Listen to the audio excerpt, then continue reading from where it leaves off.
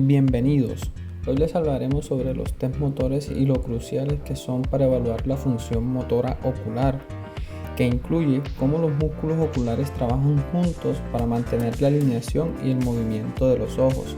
Estos tests ayudan a identificar problemas como el estrabismo, disfunciones oculomotoras y otros trastornos visuales. A continuación se presentarán algunos de los test motores más comunes en optometría. Y recuerda, la explicación de los diferentes test visuales estará a cargo de los estudiantes Valentina Barrio Sánchez y Javier de Ávila Durán, estudiantes de quinto semestre de optometría de la Universidad del Sinu, seccional Cartagena. En los test motores vamos a encontrar diversos tipos de test para cada necesidad del diagnóstico. Entonces tenemos entre ellos el test de Hirschberg.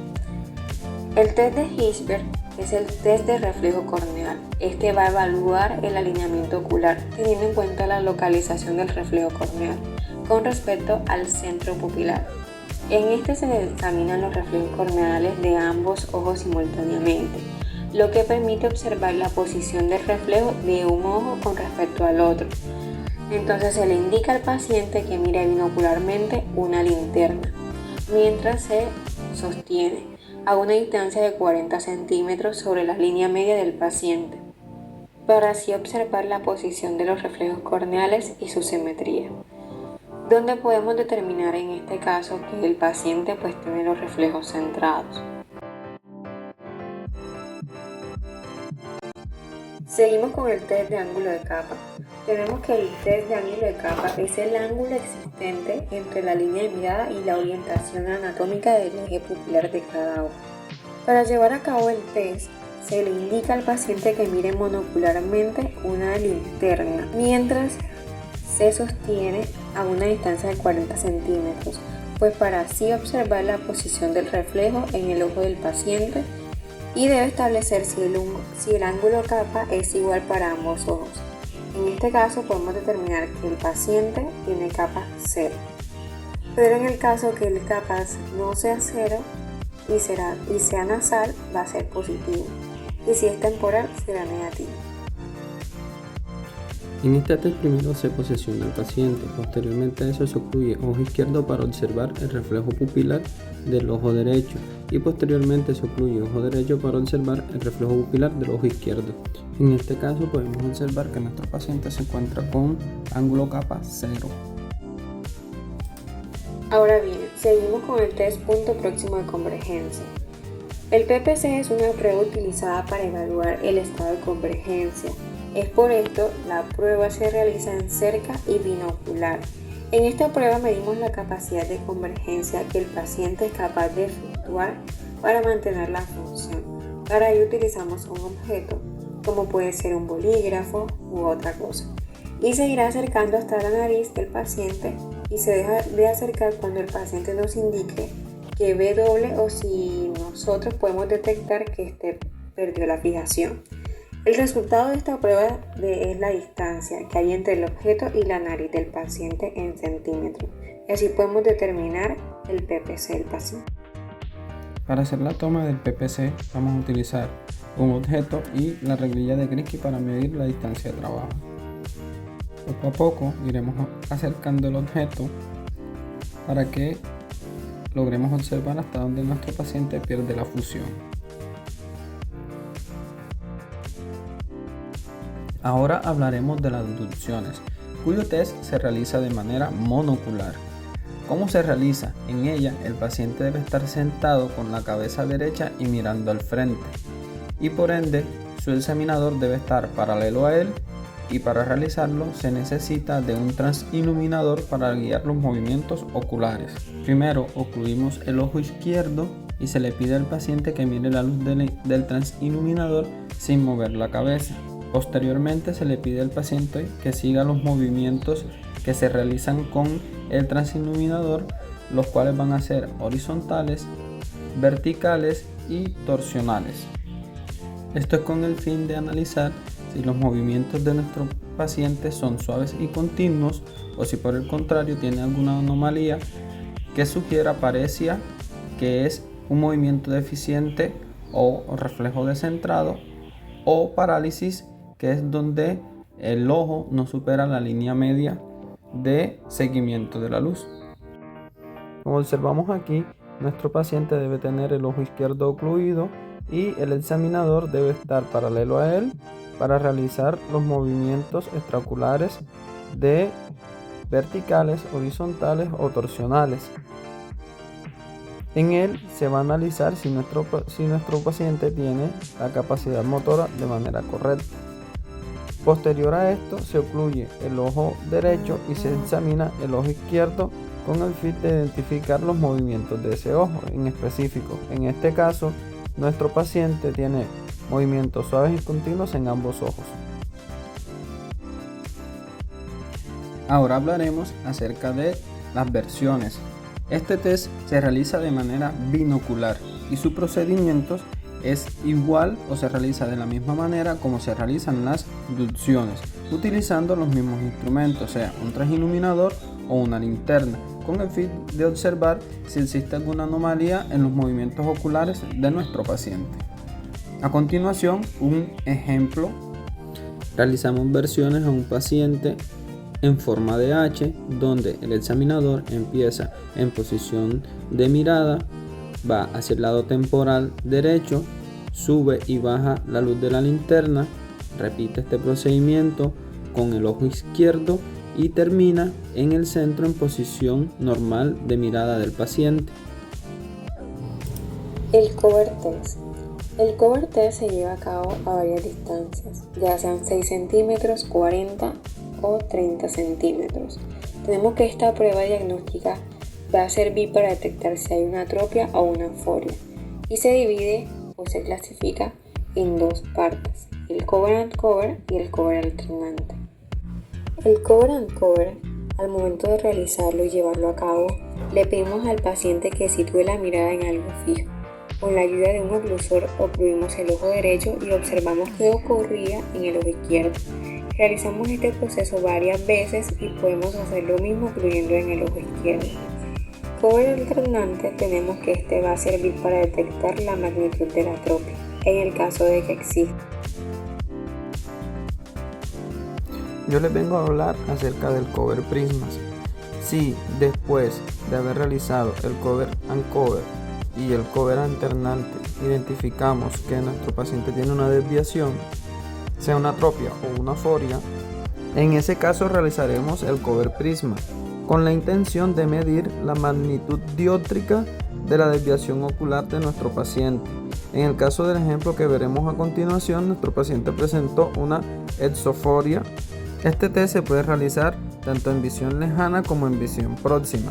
En visión próxima es importante tener en cuenta que se debe tener un objeto fijador o la luz del transiluminador para poder observar el movimiento del ojo.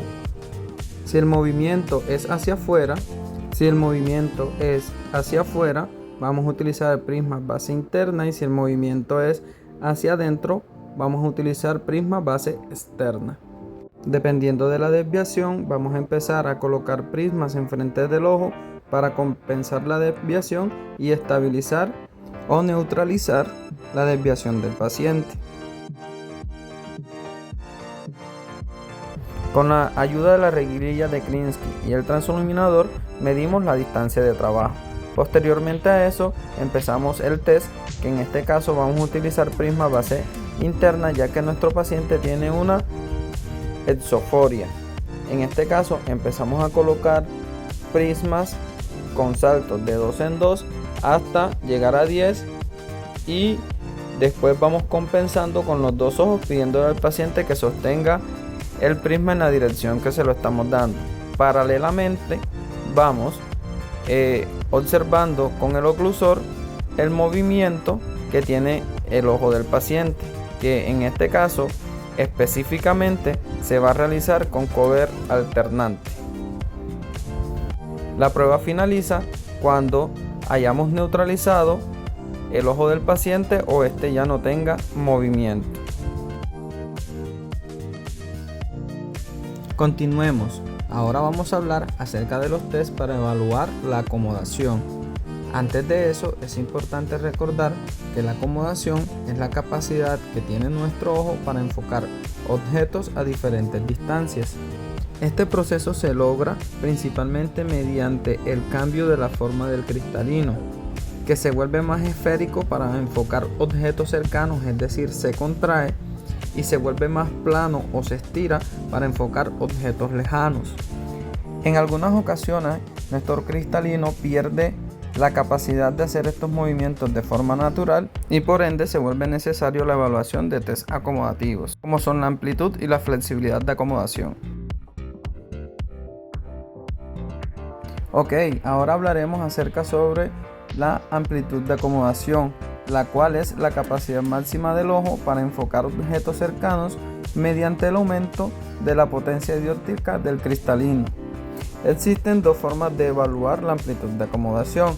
La primera es según el método de Shear y la segunda es sobre el método de Donders. Primero hablaremos del método de Shear. Este se realiza a través de lentes negativos para determinar la máxima capacidad de variación acomodativa del ojo. Antes de saber cómo se realiza, es indispensable saber que necesitamos para realizarlo una regla de Krinsky, unos lentes negativos o flippers negativos, una cartilla de visión próxima y un oclusor. Este test se realiza con la corrección del paciente y se le va a pedir que lea una línea por debajo de su mejor agudeza visual. Inicialmente se ocluye ojo izquierdo y se evalúa agregando lentes negativos en saltos de 0.25 en 0.25 hasta llegar a emborronar al paciente. Se anota el resultado y así poder comprobar con la fórmula Usteter si existe o no existe una dificultad en la amplitud de acomodación del paciente. Observemos cómo se realiza. Primero se prepara el paciente, se coloca con regla de Krinsky a 40 centímetros y se le explica que tiene que leer una línea por debajo de su mejor agudeza visual. Posteriormente se le va a empezar a colocar lentes negativos en saltos de 0.25 en 0.25 hasta emborronarlo. Recordemos que entre más joven el paciente, mayor va a ser su amplitud de acomodación. Entre mayor es el paciente, menor va a ser su amplitud de acomodación. En este caso, nuestro paciente llegó a un lente de -6. Ahora bien, seguimos con la técnica de Donders, la cual hace parte de la amplitud de acomodación. Esta se realiza de la siguiente manera. A una distancia de 40 centímetros se establece la cartilla de visión próxima, indicándole al paciente que lea por debajo de su mejor agudeza visual. Luego de afirmar este paso, el paciente leerá el párrafo repetitivamente a medida que le vayamos acercando a la cartilla, hasta que éste nos refiera que no alcanza a ver bien. Luego tomamos la distancia en centímetros con la reglilla de Krinsky y hacemos la conversión de centímetros a metros, lo cual nos dará resultado de la amplitud de acomodación. Para realizar el test, primero se acomoda el paciente y con la reglilla de Krinsky se mide la distancia. Posterior a esto se le indica al paciente que vaya leyendo hasta no ver correctamente y se va acercando lentamente la cartilla de visión próxima hasta emborronarlo o perder fusión. En este caso nuestro paciente perdió fusión a 14 centímetros. Ahora hablaremos acerca de la flexibilidad de acomodación. Este test también es de manera monocular y se va a encargar de evaluar la velocidad y la capacidad del sistema visual para cambiar el enfoque entre distancias cercanas y distancias lejanas de forma eficiente. La flexibilidad de acomodación se realiza de la siguiente manera. Tenemos unos parámetros normales, que es lente positivo más 250 que relaja la acomodación sobre el lente negativo de menos 250 que activa la acomodación. Luego que el paciente nos acepte estos parámetros, empezamos a trabajar colocando los lentes de cierta manera juntos para intercalarlos. De esta manera se comienza con lente positivo y luego negativo. Y se le pide al paciente después que nos lea en la cartilla de visión próxima por debajo de su mejor agudeza visual, para así determinar si el paciente tiene alguna dificultad en relajar o activar la acomodación. Pero todo esto depende si se llega o tenga que disminuir las dioptrías tanto positivas como negativas de menos 0,50 o más 0,50. Ya nuestro paciente teniendo el ojo ocluido, vamos a intercalar lentes hasta encontrar su mejor agudeza visual. En este caso, nuestro paciente vio con un lente de más 1,50 sobre un lente de menos 2,50. Cuando ya está determinada la formulación correcta con la que me lee el paciente, tanto en positivo como negativo, voy a empezar a contabilizar cuántos ciclos por minuto es capaz de hacerme el paciente en la flexibilidad de acomodación. Ahora hablaremos acerca de las reservas fusionales positivas y negativas, las cuales son medidas clínicas que se evalúan la capacidad del sistema visual para mantener la fusión binocular ante estímulos de convergencia, es decir, las reservas funcionales positivas, o divergencia, es decir, las reservas funcionales negativas. Clínicamente hablando, las reservas funcionales positivas se van a trabajar con prismas base temporal o base externa, y las reservas funcionales negativas se van a trabajar con prismas base interna o base nasal. El método de evaluación para ambas es de la misma manera. Se va a trabajar con el paciente hemetropizado o con su mejor corrección óptica, colocando a una distancia de lejos de 6 metros y a una distancia cercana de 40 centímetros. La aplicación de los prismas se va a colocar dependiendo la reserva que se quiere evaluar. Si se van a evaluar las reservas positivas es con un prisma base externa, y si se van a evaluar las negativas sería con un prisma base interna. El test consiste en aumentar las medidas prismáticas para generar en el paciente la pérdida de fusión tanto en las positivas como en las negativas y colocar la máxima fórmula dióptrica de este, y se va a recuperar cuando ya se pierda la diplopia. A continuación se muestra un ejemplo de cómo se hacen las reservas fusionales positivas en visión próxima con base externa.